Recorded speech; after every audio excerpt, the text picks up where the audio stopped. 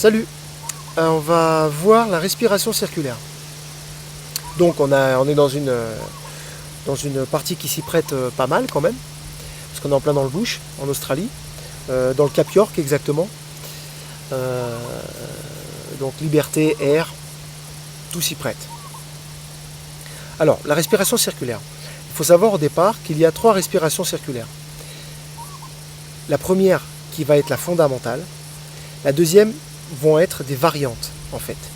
Mais le but déjà c'est de bien travailler la première respiration circulaire. Alors il faut comprendre avant tout comment notre cerveau fonctionne. Parce que notre cerveau a un programme intégré qui lui doit tenir notre corps en vie. Ce programme-là va s'appuyer sur nos 5 sens bien sûr.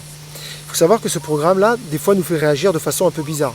Par exemple, quand vous êtes petit, si jamais on vous coule un peu trop dans la piscine, c'est ce programme-là qui va vous faire que d'un seul coup, vous allez vous redresser, et puis que, bim, vous allez gifler la personne qui a essayé de vous couler un petit peu trop longtemps, même si elle fait 2 mètres et que vous faisiez qu'1 mètre. C'est ce même programme qui va faire que quand vous êtes chez vous et que vous sentez le feu, vous aurez un moment de panique, et qui va forcément peut-être vous faire des choses que vous n'auriez jamais fait en temps normal. C'est ce même programme également qui va envoyer une dose d'anesthésiant sur tout votre corps lors d'un accident, si vous le voyez arriver bien sûr. Voilà, ce qui veut dire qu'après pendant le choc, bien sûr on ne va rien sentir, notre corps va être complètement anesthésié, mais, bon c'est après qu'on aura mal bien sûr, mais il y aura bien eu une action de la part de ce programme-là. Alors il faut savoir que sur la respiration circulaire, ce programme-là va avoir aussi une action. Au départ il va être pris de panique, en gros parce comme on va travailler sur le souffle, il va associer ça, on va dire indirectement à la mort. Donc pour nous, le but c'est de lui faire comprendre qu'on ne va pas mourir. Voilà, c'est la première base. Donc sa façon à lui, on va dire, de se mettre en alerte, ça va être de couper les vivres, c'est-à-dire de couper la mémoire. On va travailler à la base sur 2 mouvements, mais à un moment donné, si on voit qu'au milieu on ne se rappelle plus, c'est normal. C'est lui là-haut qui se met en place, qui en gros tire la sirène d'alarme et nous dit non, je ne suis pas d'accord. Donc à partir de ce moment-là, on va pouvoir reprendre tout à zéro. Alors pour nous, notre base 0 va être la suivante. Je vais entièrement me vider. Alors bien sûr, je vais exagérer mon schéma de façon à bien l'apprendre et de façon à bien optimiser ma respiration circulaire. Avant tout, la respiration circulaire, il faut comprendre une chose, c'est que ce n'est pas une fin en soi, mais que c'est une étape. Et ça, c'est très important à comprendre. C'est pas parce qu'on joue avec la respiration circulaire que forcément on sait jouer. Alors, nos 2 mouvements de base. Donc, premier mouvement, je vais d'abord, avant tout, ma base 0 va être la suivante. Je vais me vider entièrement, avec le diaphragme bien sûr, et garder juste mes joues gonflées.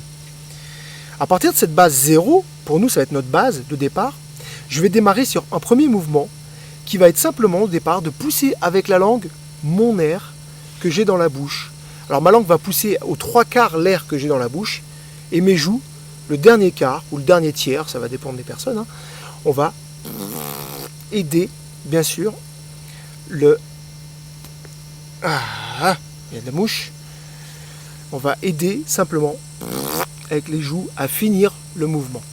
Mais bien comprendre une chose, c'est que sur la respiration circulaire, c'est ma langue qui travaille avant tout. La langue. Okay, non pas les joues. La langue travaille beaucoup, les joues vont aider. Le principe des joues en général, c'est de faire une caisse de résonance et non pas de respirer. Il faut adapter notre respiration circulaire à notre jeu. Il ne faut pas être esclave de notre respiration circulaire, mais adapter notre respiration circulaire à notre jeu. C'est-à-dire que ce que je conseille en général, c'est de construire d'abord votre jeu et après d'y intégrer la respiration circulaire. Ça sera beaucoup plus simple après à gérer. Alors que si vous êtes esclave de la respiration circulaire, si à chaque fois vous associez joue gonflée à respiration, forcément vous allez vous enfermer dans des schémas qui vont vous restreindre. Alors, revenons à nos moutons, on va démarrer donc sur notre mouvement de base. Je me vide, joue gonflée.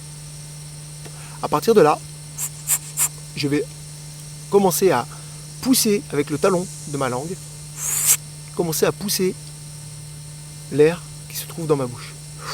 Bien sûr, joue gonflé.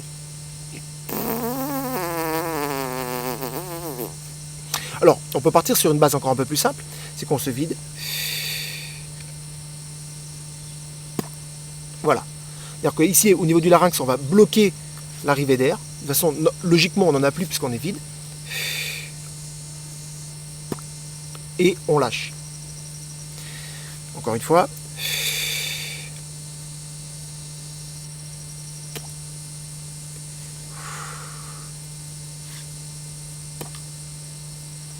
Bon. Maintenant, même mouvement, mais je vais pousser l'air avec ma langue et commencer à faire du bruit. Commencer un petit peu à pétarader, quoi. Bourdonner pour certains, etc.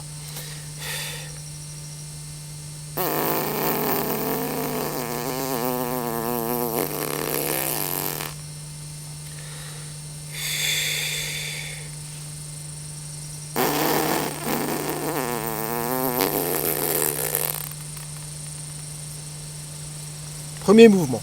Alors, répétez-le, hein, vraiment ça va servir. Deuxième mouvement, très simple. De toute façon, les mouvements sont toujours simples. Hein. Je me vide.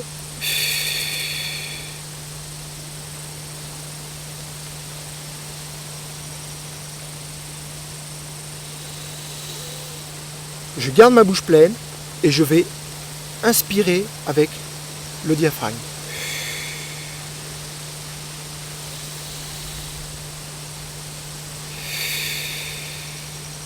Encore une fois.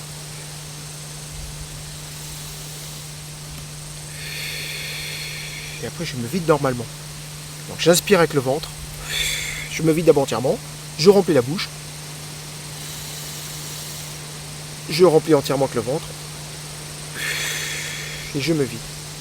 Maintenant, on va combiner ces deux mouvements.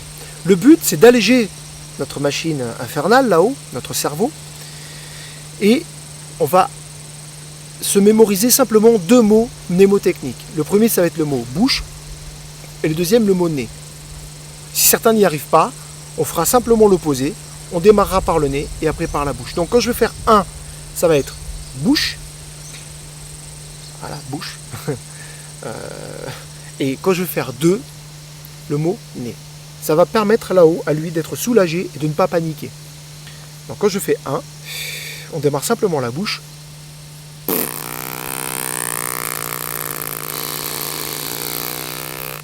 Et quand je fais 2, je déclenche mon inspiration.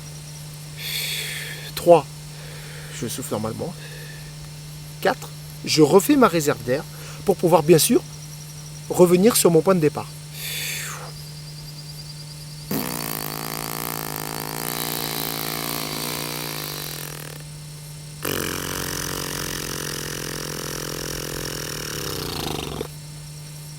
Alors, pour faire ma réserve d'air, bien sûr, c'est la fin de l'air que j'ai dans le ventre, dans les poumons, que je libère et que je remets dans mes joues. On recommence. Base 0.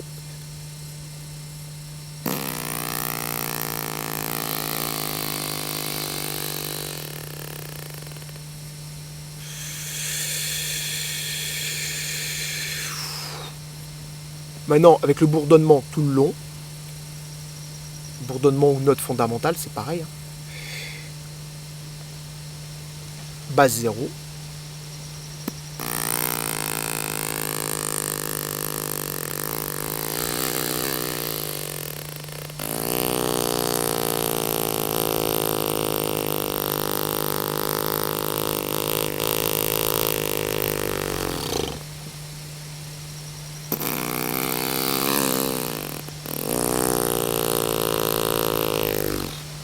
Alors, il va y avoir deux phénomènes qui vont maintenant se mettre en place. Enfin, c'est le même phénomène, mais qui va se répéter deux fois. En fait, il va y avoir une coupure. Il va y avoir deux coupures. La première coupure va se trouver juste après mon inspiration.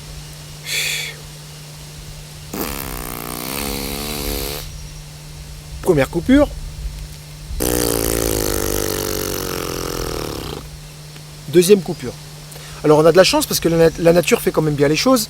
La deuxième coupure va s'en aller naturellement. On est tellement pressé de recommencer le schéma que finalement, ça va un petit peu nous arranger, disons pour cette fois-ci, le schéma va se corriger tout seul. Maintenant, nous on va travailler sur la coupure qui est entre les deux, c'est-à-dire celle qui est juste après l'inspiration, de façon à raccorder, à reposer mon air, mais sans coupure cette fois-ci. C'est-à-dire on va essayer de trouver un point de raccord. Donc très simple, ce qu'il faut faire, c'est prendre le temps de vider la bouche. Si je pousse bien avec ma langue, normalement, la poussée de mon air est normalement bien optimisée, j'ai pas trop de problèmes, ça doit durer au moins 5 secondes, je pense.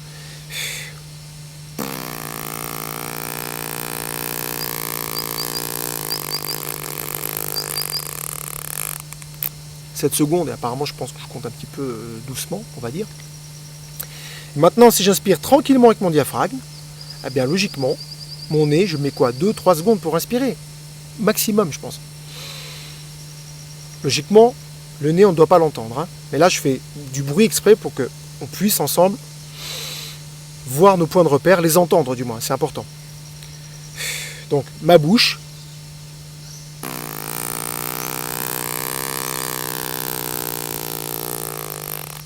Mon nez. Ou l'inverse pour ceux qui n'y arrivent pas dans ce sens-là. Nez. Pardon.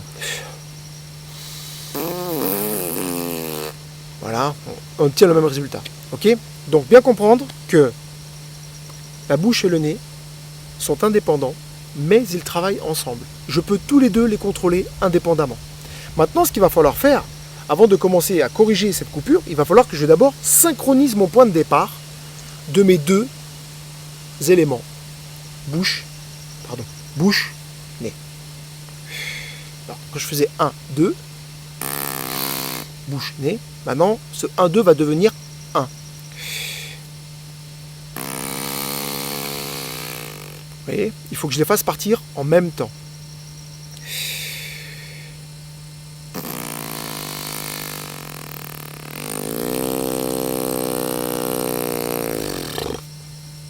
Donc, mon 1, 2 est devenu 1.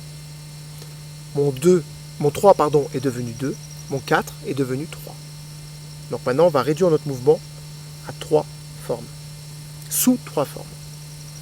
Bouche-nez. Ventre, c'est-à-dire que je ressouffle normalement en laissant aller, en poussant avec mon ventre. Et 3 réserves d'air.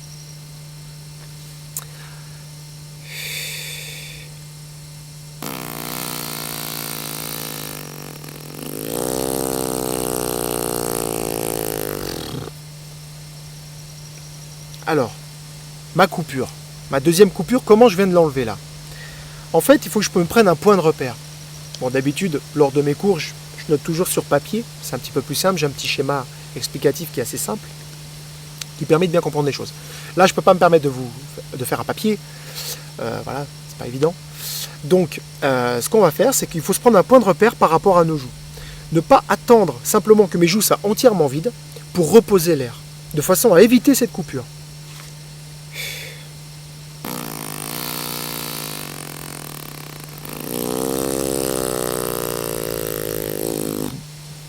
Vous voyez ? C'est-à-dire que, bon, effectivement, je sais que c'est pas évident. Il faut vraiment essayer de se mettre un petit peu à l'aise. Alors au départ, il va y avoir un côté un peu saccadé. C'est-à-dire que ça va faire un petit peu comme une rivière qui coule et puis un énorme barrage qui se casse la figure dessus. Parce qu'on n'arrive pas à retenir notre diaphragme. On a tendance à faire. Et ça, c'est normal. D'accord ? Maintenant, il va falloir apprendre à le faire travailler, notre diaphragme, et à le contrôler, à l'apprendre à freiner, à lui mettre un petit coup de pied derrière, hein, c'est-à-dire qu'on va le freiner au moment où il va falloir relâcher l'air, parce qu'on a deux pressions différentes entre la bouche, avec la poussée de ma langue, et le diaphragme, qui fait la poussée du reste de mes poumons. Donc ça veut dire quoi ? Ça veut dire qu'il va falloir que je trouve un point de raccord, comme un entonnoir, pour que les deux pressions arrivent sur une pression, sur une même pression, de façon à ce que ça soit de plus en plus fluide. Donc on va y aller doucement, on fait une petite danse du ventre au départ. Bien sûr, après on va comprendre que c'est vraiment qu'un travail interne avec le diaphragme.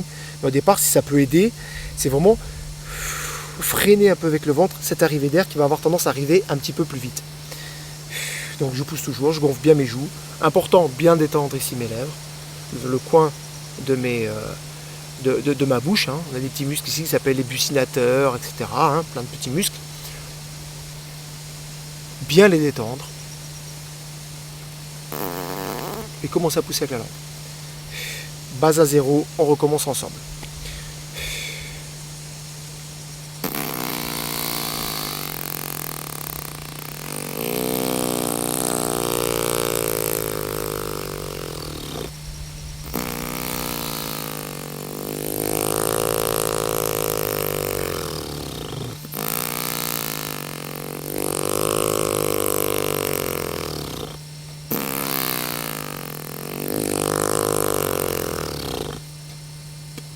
Ok ?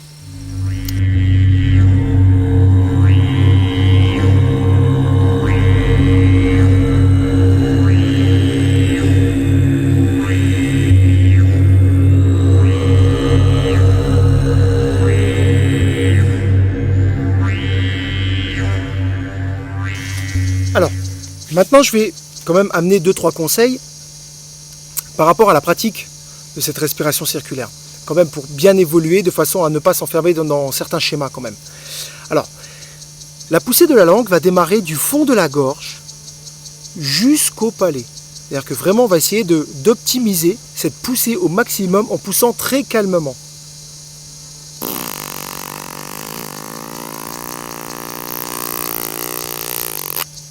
voyez, de façon à ce que vraiment ma poussée se fasse très régulièrement, bien muscler la langue, c'est important. Se muscler le diaphragme aussi, c'est une partie très importante. Voilà. Maintenant, il faut bien se rappeler d'une chose aussi, c'est que la poussée donc de ma langue est toujours plus longue que mon temps d'inspiration. Comme ça va me laisser le temps après pour moi de raccorder, c'est-à-dire de reposer l'air que j'ai inspiré dans la bouche. Voilà. Alors, maintenant, on va passer donc sur le didgeridoo, la pratique de cette respiration circulaire. Alors il faut savoir qu'en le faisant comme ça à l'extérieur, c'est toujours au départ un petit peu plus facile, parce que quand on le refait, quand on va le faire dans le didgeridoo, ce qui va se passer, eh bien, c'est que mon programme de sécurité là-haut va se remettre en alerte, en gros, pour comprendre plusieurs choses. Exemple. Je vous avais dit qu'il s'appuyait sur nos 5 sens. La vue, l'ouïe, l'odorat, le toucher, etc. Ça veut dire quoi? Ça veut dire que là, à partir du moment où je commence à vouloir pratiquer la respiration circulaire que j'ai fait à l'extérieur dans le ditch, eh bien 2 paramètres vont se mettre en place. Le premier, c'est la vue. Premier paramètre, je vois mon didgeridoo, donc lui là-haut a une donnée. Ok, donc il n'est plus au feu vert, il va commencer à se mettre au feu orange. Et maintenant, à partir du moment où je vais le mettre, je vais toucher le didgeridoo avec ma bouche, voilà. Donc ce qui se passe, c'est que lui là-haut maintenant commence à se dire, oh là, qu'est-ce qui se passe? Est-ce que ça va qu'est-ce qu'on me fait là? Donc, ce qu'il faut faire tout simplement, c'est notre marge d'erreur, c'est la mettre en pratique aussi tout de suite, c'est de se dire que, eh bien, on va simplement poser la respiration que l'on a fait à l'extérieur dans le didgeridoo, sans vouloir essayer d'avoir le parfait tout de suite, parce qu'on n'y arrivera jamais de toute façon, au départ. Donc, ce qu'on va faire, c'est qu'on va se tolérer une erreur de notre schéma, c'est-à-dire, en fait, c'est ce son un peu nasillard que l'on va avoir en inspirant. Celui-là. Donc, ça va donner ça. Donc, je redémarre bien mes 3 mouvements.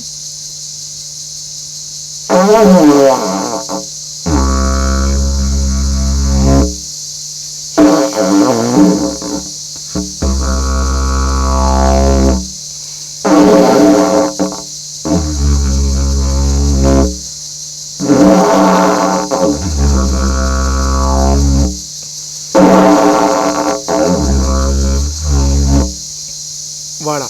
Pour l'instant, avancer comme ça. Après, on va pouvoir, bien sûr, faire évoluer et obtenir la note tout le long. En s'adoucissant, en se détendant et en essayant de bien analyser ce que l'on est en train de faire. Voilà. Mais surtout, ce qu'il ne faut pas se presser, parce qu'il il ne faut pas courir là où il faut marcher en fait. Voilà, là où on a besoin de marcher. Donc prenez le temps et cette fluidité va venir avec quelques heures de pratique quand même.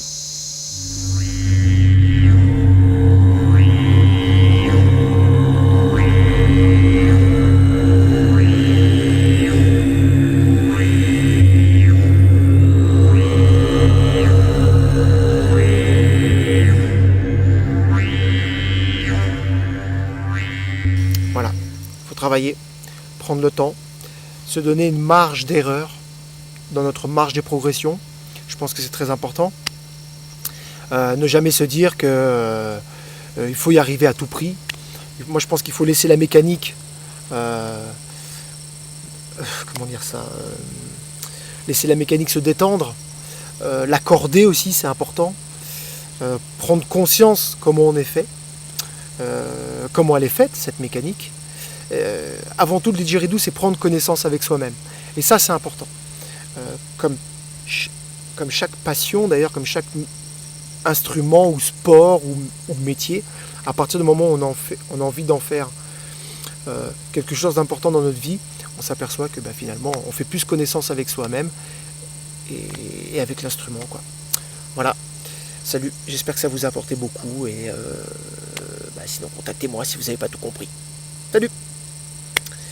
Il fait beau là, il y a beau coucher de soleil, je vais aller me faire une petite baignade, ça va faire du bien.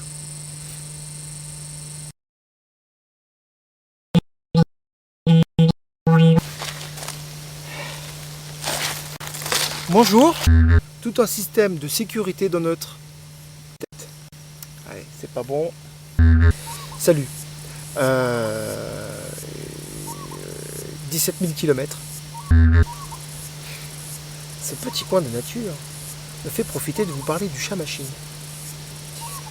Allez, des conneries, je raconte que des conneries. Allez, 48e.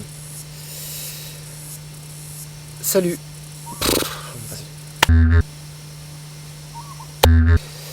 Bonjour. Bonjour. Bonjour. Notre corps... Putain, c'est pas possible.